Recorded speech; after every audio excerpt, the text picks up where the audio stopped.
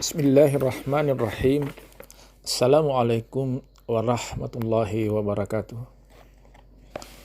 Judul kali ini yaitu peristiwa keempat, bagaimana hal ihwal manusia kecil dalam kandungan ibunya. Segala manusia semuanya mesti melalui kandungan ibunya, terkecuali yang tak melalui kandungan ibunya, yaitu Nabi Adam dan istrinya Siti Hawa. Setelah alam kasar atau 7 lapis langit dan bumi dan benda-benda antara keduanya dijadikan Allah, maka adalah bumi ini kosong, belum ada bangsa manusia. Allah memberi perintah kepada malaikat-malaikat supaya mencetak lembaga Nabi Adam dari tanah. Setelah selesai dicetak lembaga Adam, nyatalah tubuh Nabi Adam itu tersusun dari 2 lapis. Selapis yang pertama tubuh Adam dari tanah asalnya, dan tubuh Adam yang halus atau jiwa asalnya dari Nur Muhammad, dan Nur Muhammad datangnya dari Allah. Dari tulang rusuk yang kiri dari Nabi Adam dijadikan seorang perempuan yang dinamai Siti Hawa. Yang mana Siti Hawa inilah menjadi istri Nabi Adam. Adam dan Hawa tinggal dalam kebun surga. Disebabkan Adam dan Hawa diperdayakan oleh iblis, akhirnya Adam dan Hawa dibuang ke dunia. Maka jelaslah bahwa Adam dan Hawa tidak melalui kandungan ibunya. Adam dan Hawa bergaul di muka bumi. Maka dari keturunan Adam dan Hawa itulah asal segala bangsa manusia di muka bumi. Tegasnya, tidak ada manusia yang turun dari langit dan tidak ada manusia yang terpancar dari dalam tanah dan yang keluar dari lubang batu. Malahan segala manusia itu asalnya dari anak cucu Adam dan Hawa. Selain dari Adam dan Hawa, semua manusia mesti melalui kandungan ibunya. Biasanya dalam kandungan ibunya 9 bulan lamanya. Kalau kita bedah perut wanita yang dalam hamil, kalau isi kandungannya itu baru berumur 40 hari, maka yang kelihatan waktu itu hanya air putih bersih yang gilang gemilang rupanya. Manakala isi kandungan wanita itu telah cukup umurnya 80 hari, maka air putih yang gemilang itu telah berubah rupanya menjadi segumpal darah. Manakala telah cukup umur anak itu dalam kandungan ibunya 120 hari, maka darah yang segumpal itu telah sempurna berbentuk badan manusia, sudah bermata, bertelinga, berkaki, tangan, dan cukup segala alat-alat tubuh yang kasar. Setelah sempurna kejadian badan kasar manusia selama 120 hari dalam kandungan ibunya, maka cukuplah alat-alat panca indera yang 5, yaitu anak itu dalam kandungan telah bermata, bertelinga, berlidah, berkaki tangan, berhidung, dan lain-lain secukupnya. Tetapi keadaan anak itu mati, tidak bergerak. Maka kemudian dari itu datanglah malaikat meniupkan roh atau nyawa ke dalam badan kasar anak itu. Seperti firman Allah surat Al-Mu'minun ayat nomor 12 sampai nomor 16 maksudnya kira-kira. Sesungguhnya kami Allah telah menjadikan manusia dari adukan tanah, kemudian kami jadikan ia air mani yang disimpan dalam tempat yang kokoh atau rahim ibunya. Kemudian mani itu kami jadikan darah, dan darah itu kami jadikan segumpal daging, dan dari daging itu kami jadikan tulang, maka tulang itu kami bungkus dengan daging. Barulah kami jadikan makhluk baru, kami tiupkan roh atau jiwa, maka sempurnalah kejadiannya manusia itu. Maha berkat Tuhan yang amat pandai menjadikan. Kemudian kami akan dimatikan pada hari kiamat. Kamu akan dibangkitkan kembali. Jelaslah dalam ayat yang tersebut bahwa manusia itu bertubuh 2 lapis, yaitu selapis tubuh kasar yang asalnya dari adukan tanah, yaitu ibu bapa anak itu memakan makanan yang berasal dari tanah, yaitu tumbuh-tumbuhan, tanam-tanaman. Manusia atau binatang adalah senantiasa memakan tumbuh-tumbuhan. Makanan dan daging-daging yang dimakan itu menjadi darah, dan darah menjadi daging. Dari darah itu keluar mani yang menjadi asal manusia.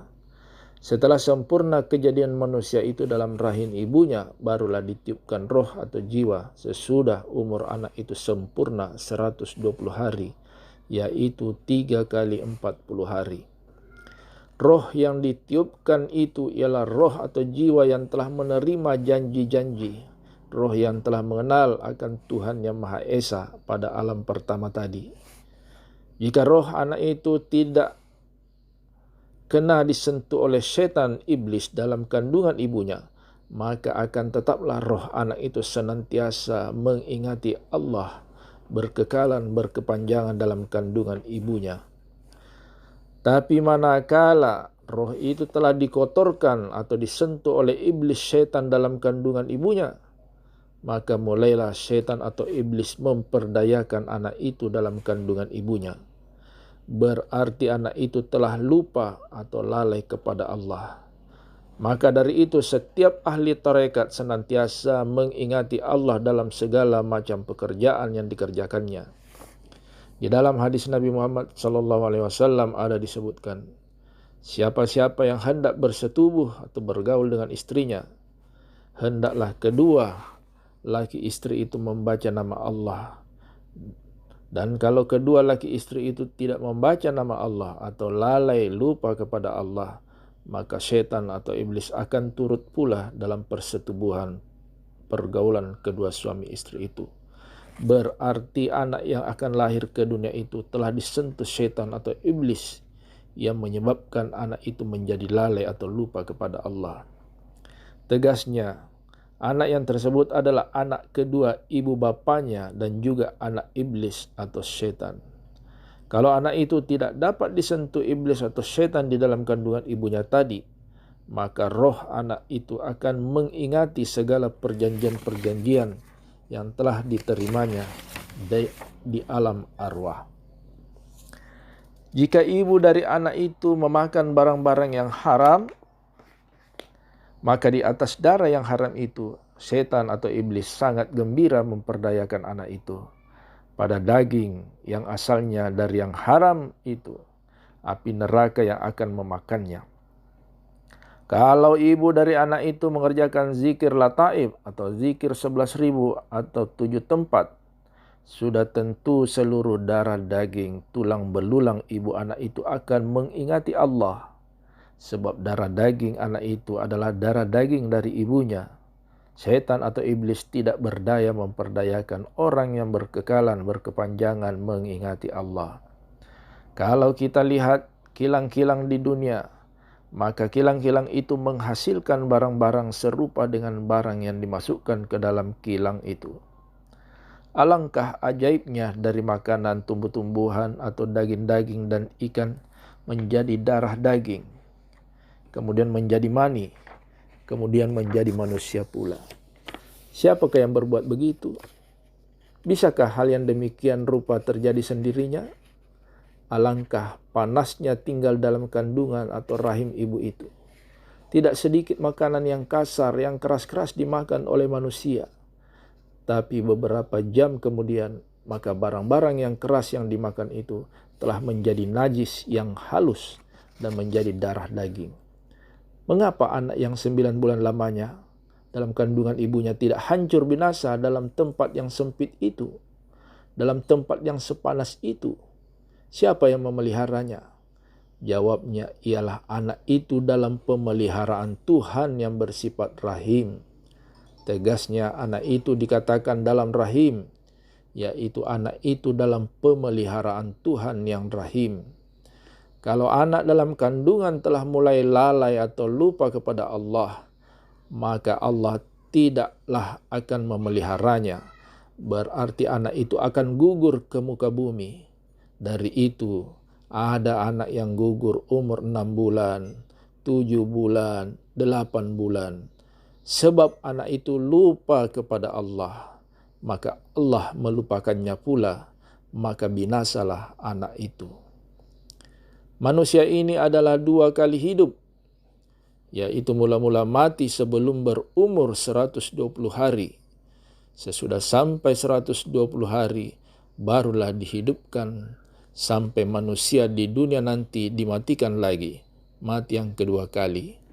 Di hari kiamat manusia itu dihidupkan kembali, ialah hidup yang kedua kali. Sesudah manusia itu dihidupkan yang kedua kali, maka tidak ada lagi manusia akan merasai mati, dan tetaplah manusia itu dalam surga ataupun tetap dalam neraka.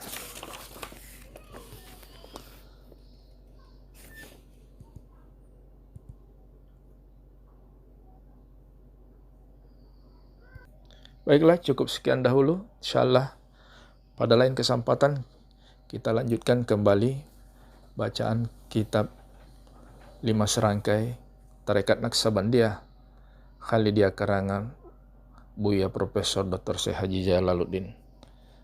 Sekian, Assalamualaikum warahmatullahi wabarakatuh.